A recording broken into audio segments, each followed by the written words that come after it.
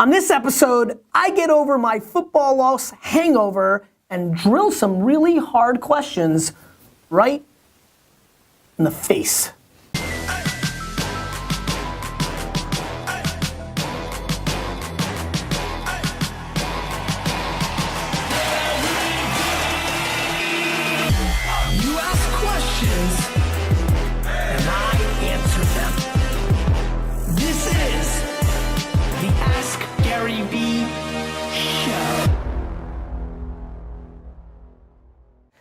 This is Gary Vaynerchuk, and this is episode 145 of the Ask Gary V Show. Monday morning, gloomy in the city when I got up this morning, which makes sense. Stunwin, super pumped with you. You were converting you into a sports fan. That's freaking me out. Probably freaking you out more. A little bit. It gets emotional, right? That late interception, you were upset. That was rough. D-Rock, you also are becoming a fan. Yeah. And? I would guess. Stefan, do you have a football team? I don't have a team, but I watch. You watch the Jets too? India? I didn't watch. I don't have a TV and I don't like bars. Sports bars are loud and All right. I'm in a bad mood, but not as bad as I thought. I think it comes down to the fact, as you guys saw, Stefan edit this in, this prediction last week. Official prediction time. This one's gonna hurt. I have a feeling that Decker and Ivory are not playing. I think the Eagles are playing for their lives. I think that the Jets, I don't think, the Jets have never beaten the Eagles in NFL history in a regular season game. And I'm very, very concerned of this. I'm still very affected by the 93-94 game where the Jets were up 21-7 against the Eagles at home, and then Eric Allen had a 99-yard interception return for a touchdown as the Jets were about to go up 28-7 in Johnny Mitchell's coming out party game. Eagles went on to win. There's just something bad about this game. I'm taking a ton of VaynerMedia Eagle fan employees, Mark Evans and Brandon Resnick and Taggart and Lindsay Price. I think I'm bringing too many employees to the game. That feels wrong. And I think the Jets stumble here. I think they stumble here, unfortunately. I'm gonna go Eagles 20, Jets 16. Hurts my feelings to go that route, but that's my official prediction. I'm not gonna predict them to win every week. I will not be surprised if they win. I feel nice that they could win, but my official prediction is the Jets stumble this week, 20-16. Kind of like the whole thing, like 30, 40 seconds kind of thing. So I've been really on point with my Jets predictions this year. I'm 3 for 3. Most people didn't think they were gonna beat the Colts. I was right about that. Most people didn't think they were gonna lose to the Eagles. I was right about that. But I'm feeling pretty good early on for London.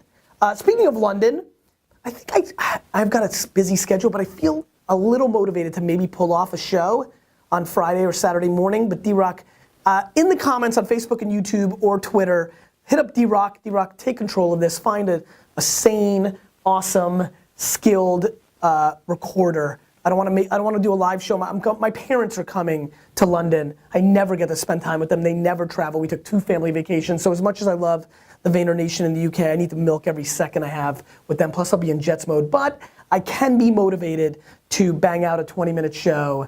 And so one person, maybe, could have in India. Seems like everybody wants your job anyway. Maybe 2 people can play the role of that. So I may sneak in a Friday or Saturday recording for a show.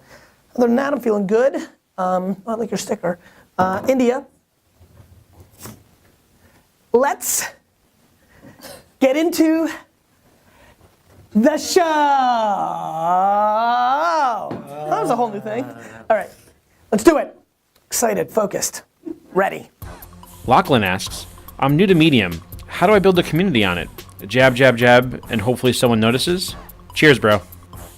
Cheers, bro. I think the great thing about Medium, one of the reasons I invested in it, one of the reasons we write for it, is you actually just have to put out good content because they're doing 2 things that are intriguing. One, there's a viral loop, people sharing, recommending it at the bottom. I was one of the early people to growth hack a little bit and ask for the hit the recommend, which created virality. But they also use human editors who just see a good piece of content and populate it to the email, to the top of the page. This is an incredible opportunity, my friends. Medium in a lot of ways has Reddit and dig dynamics that we haven't seen in a long time, where you could be anybody. You don't have to just using the juice of your social networks to get people there, but You could be anybody who writes a good, solid piece of content, and then the machine, not the community, humans can decide to populate it and give you an opportunity to then siphon. The really holy grail for a lot of you, and the reason I'm pushing so many of you in the VaynerNation to write on it, is you can write a nice piece of content, get lucky, but probably not lucky because it was a good piece of content, but a little serendipity along with that good piece of content, and now you're populated. You get a couple hundred, couple thousand people follow you off of the base of that being featured, and away you go. You start building, and so that's for people with no audience. For all of you that are lucky enough to have some Facebook, some Twitter, some Instagram followers and users, you should put out content there and use that as an opportunity to be discovered. And so, I've used Facebook very successfully to drive people towards Medium, email services to drive people towards Medium, which then gets people reading and recommending, which creates more virality, which gets more people to recognize me, and it becomes this viral loop. So it's not about jab, jab, jab, right hooking, where that's a world of put out content and then ask for something. This is more about just putting out good content and letting the chips fall where they may. I think the other thing you can do is go out to other people that have audiences or other publications that may then want to republish a publication that has a link that says this was originally written in Medium, and that links. And so you're trying to create viral loop because the recommend at the bottom of Medium creates virality within Medium. There's a big audience there, and that's where your opportunity lies. Very tactical off the gate on a Monday morning. Steven asks, how do I create value in the services I provide for clients in the same market while respecting their competitive advantage? That's interesting, and we kind of play with that a little bit with VaynerMedia. Not that we have any direct competitors, but sometimes there's some nuances. Providing value to different companies or individuals that are competing in the same environment is tricky. First of all, I would never be in an environment of like Pepsi and Coke, or where there's complete direct competitors. You got to be very, very, very careful. Number two, I think that you need to really, really give thought about how many different theses and strategies do you actually have? How many different things can people do? This is where you cannot just put one kind of blueprint and deploy it against each client. You've got to come up with unique value propositions creatively and strategically that allow them to kind of offset their competitive set. I think the answer is very carefully. I think this is a massive challenge. And I think that one of the things that I would recommend to you is actually broaden the industries you're in just for that reason, because I think that humans are emotional, and they may not, even if you think that you're providing them separate value, they may not, and the consumer's perception is king. But I think, to me, it's not that hard. Because I do think you can get very different strategies, very different creative executions amongst those strategies to make an action that those companies or individuals want to happen. I think the bigger problem is those individuals feeling as though that is happening, and that's the vulnerability of your actual business. Perception, my friends, is absolutely reality, because that's what people are making judgments on. I mean, who else is making a reality decision? There's no reality lord that comes down. I am the reality lord. Like there's no reality lord. Perception is reality because humans' perception is their reality. They're making decisions in that, and that is the vulnerability in that question. I can't wait to see the graphics of it. You better start getting reality lord. I want that again. When I just did it, I want it there too. I mean, it's gonna be, and I don't want the, that's gotta hold it. And I want you to do the editing for that too. You might have edited that, so share it with him. Episode's coming out late today. Clinton asks, one time I farted in math class and everyone froze to figure out who did it. Do you have an embarrassing moment? I do have an embarrassing moment story. In second grade, this is a classic. This is one of the moments I realized how amazing my mom was. I'll get to that punchline at the end. Mom, I know you're watching these shows. I don't know when the last time you thought about this was, because we don't talk about it a lot. In second grade, just normal day in second grade, just doing my thing. We got to the Pledge of Allegiance, and I really had to go to the bathroom. And so I've been known my whole, until about 13, 14, 15, I would hold, if I had to pee, I would hold my pee-pee to like make sure I wouldn't pee. And so in second grade, I'm doing that because I have to go to the bathroom.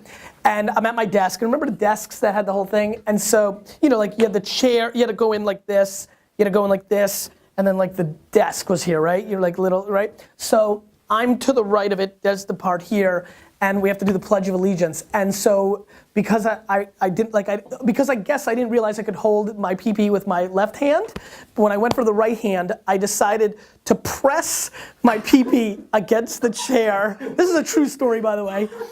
And to make sure I wouldn't pee. That was unsuccessful, and I peed all over my desk and all over my pants. And obviously everybody heard the pee, everybody looked back. Unlike a fart, there was, yes, Matt? Unlike, did I get my new phone? Yeah, sort of. Awesome, don't. All right. Don't what? Well, last time we had a weird event. I know, that's one. Okay. Yes, obviously, unlike a fart, where you could be like, India did it. This was pretty obvious to me. There was a big, you know, I think I was wearing light pants, you know. And so I had to go to the nurse, and I went home, and when my mom picked me up, she told me the story of how my dad once peed in class, which I found out later was not true. But she tried to make me feel better. Big kudos to Mrs. Wisniewski's second grade class. I am flabbergasted of how little flack I had to take for that event. It was, I went home, changed, came back to school. Good job of my mom too, not letting me do what I wanted to do, which was stay home. I was stunned by the lack of being made fun of for it. Showed a lot of maturity in that 1983-84 second grade class. So that is my embarrassing story moment. Good story. Feels like there could be a really funny visual T-shirt made of that for the show. Not sure what the market is for a T-shirt of an Maybe a 8-year-old you peeing on a chair, but I'm sure it's out there. It's out there. Yeah. Like a practical. It was, by the Gary way, Vaynerchuk's it was absolutely crazy. Like I peed on top of the desk and it was like dripping off. Like it was a scene. All right. Leland asks, I have vodka energy. It's an alcoholic beverage, but I don't drink. How do I market without telling lies? Jesus. There's that, can somebody look up this guy? Who invented the Backstreet Boys and NSYNC? I think his name's, it's not Ron Perlman, but it's similar kind of name.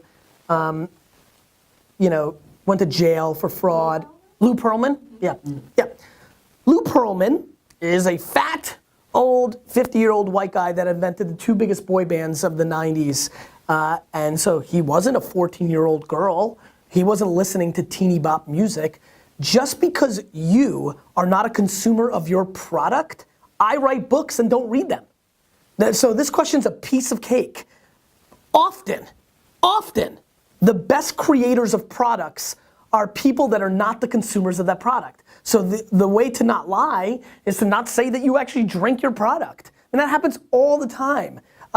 There's even a classic, you know, quoting a very classic statement that I believe in tremendous, never get high off your own supply, right? Like, I mean, this is well entrenched into our culture. Like, you don't have to use your thing or consume your thing to be a reasonable voice. Not to mention, don't get it twisted by the way I live my life. 99% of CEOs and owners and presidents and operators of companies are not the front men and women of their businesses.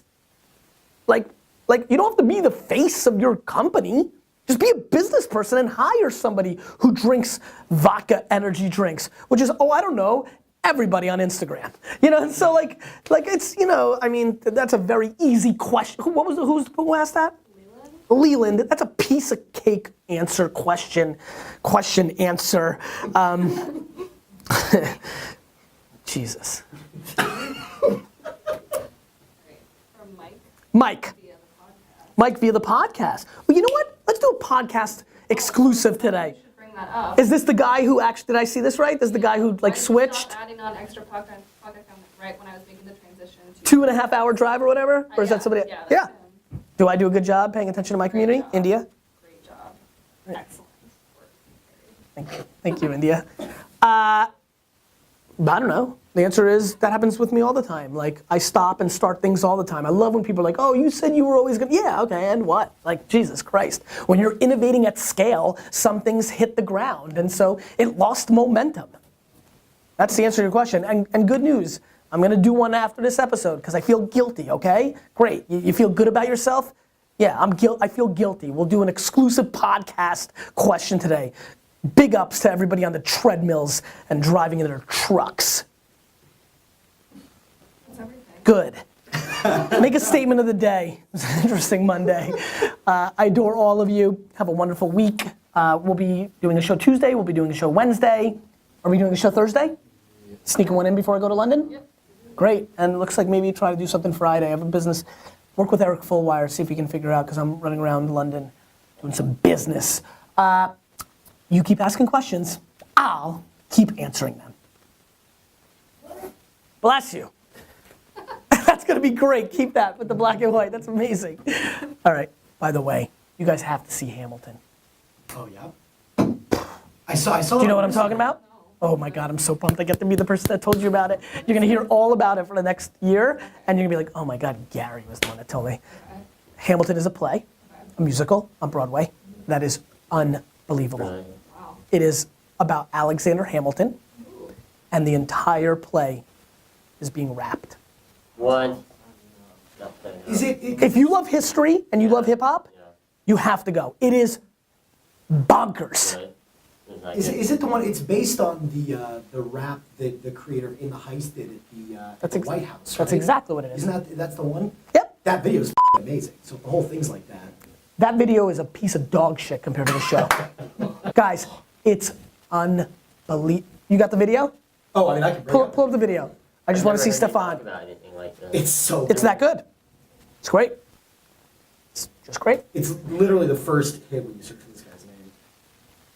Turn around. You ever seen In the Heights? Turn around. India, let India sit.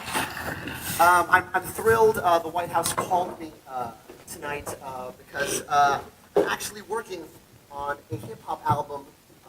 It's a concept album about the life of someone I think embodies hip hop, Treasury Secretary Alexander Hamilton. You laugh, but it's true. He was born a penniless orphan in St. Croix of illegitimate birth. Became George Washington's right-hand man. Became Treasury Secretary. Caught beef with every other founding father, and all on the strength of his writing. I think he embodies words' ability to make a difference. So I'm going to be doing the first song from that tonight. I'm accompanied by Tony and Grammy-winning music director Alex Lacamoire. Anything you need to know, I'll be playing Vice President Aaron Burr, and snap along if you like. Aaron Burr in the play is unbelievable. How does a bastard orphan son of a whore and a Scotsman dropped in the middle of a forgotten spot in the Caribbean by providence, impoverished and squalor, grow up to be a hero and a scholar? The $10 founding father without a father got a lot farther by working a lot harder, by being a lot smarter, by being a self-starter. By 14, they placed him in charge of the trade and charter.